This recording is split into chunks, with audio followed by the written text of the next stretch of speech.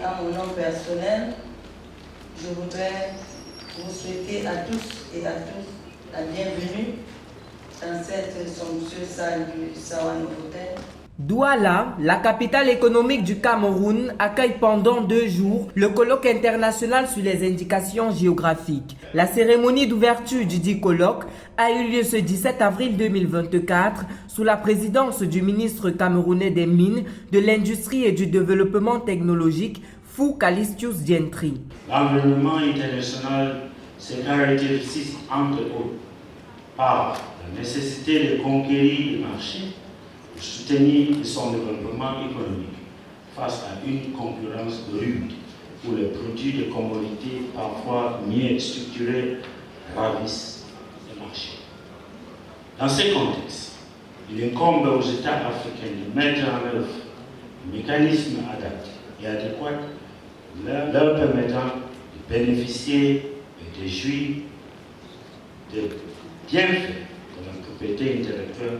Les indications géographiques, en abrégé IG, constituent une catégorie spécifique de droit de la propriété intellectuelle classée au même titre que le droit d'auteur, des brevets d'invention, des marques de produits ou de services.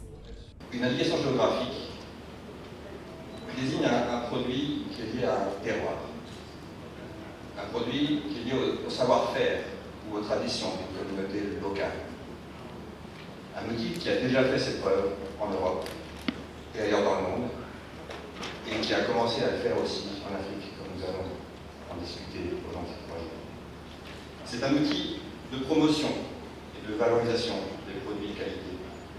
Des études montrent en Europe que les produits qui portent une indication géographique se vendent en moyenne 2 fois plus cher que les produits standards. Dans un contexte marqué par l'ambition d'industrialisation du continent africain, les IG peuvent permettre aux produits Made in Africa d'affirmer leur identité, de structurer leur organisation productive et économique, d'accroître leur valeur ajoutée et surtout d'améliorer leur développement commercial.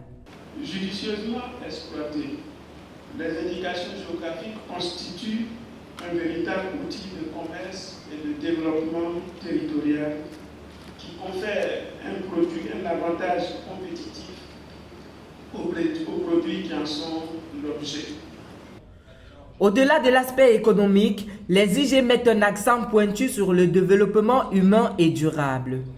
Elles mettent en évidence les liens déterminés qui existent entre les produits et leur terroir et mettent en valeur le travail d'hommes et de femmes engagés et constituent un moyen très puissant d'amélioration des conditions de vie des producteurs et des productrices.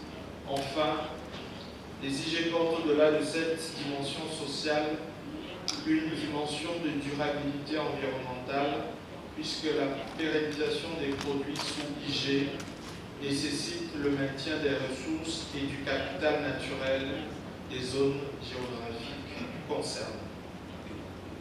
À ce jour, une dizaine de produits ont été classés comme IG à l'OAPI. L'on peut citer entre autres le pagne baoulé de la Côte d'Ivoire, l'ananas baronne de Friguacbe au Mali, l'ananas pain de sucre du Bénin, le chapeau de saponé au Burkina Faso, l'oignon violet de Galmi au Niger, le café Zaïma Machenta de Guinée.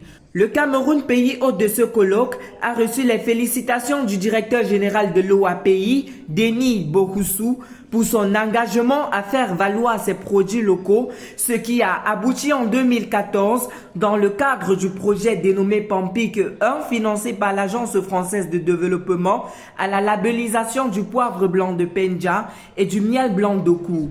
Dans la deuxième phase du projet PAMPIC en cours et qui a été initié en 2017, le pays compte marquer à nouveau son attachement indéfectible à la valorisation des produits made in Cameroun. L'exemple de ces 2 produits emblématiques a fait prendre conscience de l'intérêt de valoriser les produits du terroir et nous y travaillons résolument. Parmi les produits retenus par l'OAPI dans le cadre de la deuxième phase PAMPIC figure en bonne place le cacao rouge du Cameroun. Le colloque intervient à un moment clé pour la stratégie continentale de l'Union africaine sur le développement des indications géographiques. Cependant, la mise en place de cette stratégie est conditionnée par l'instauration d'un cadre juridique adéquat et l'organisation des producteurs. C'est l'objectif des producteurs de certains pays ne disposant pas encore officiellement de produits labellisés à l'OAPI, à l'instar du Nigeria. La cérémonie officielle d'ouverture de ce colloque s'est clôturée par la visite des stands de foire exposition des indications géographiques répertoriées par l'OAPI.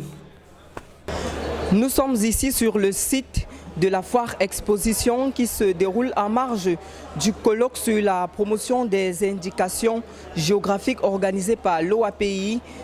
Ils sont une vingtaine d'exposants venus de divers pays d'Afrique. C'est donc par une visite des stands conduite par le ministre camerounais des Mines, de l'Industrie et du Développement technologique que s'ouvre officiellement le colloque qui se tiendra pendant 2 jours ici à Douala, la cité capitale du Cameroun.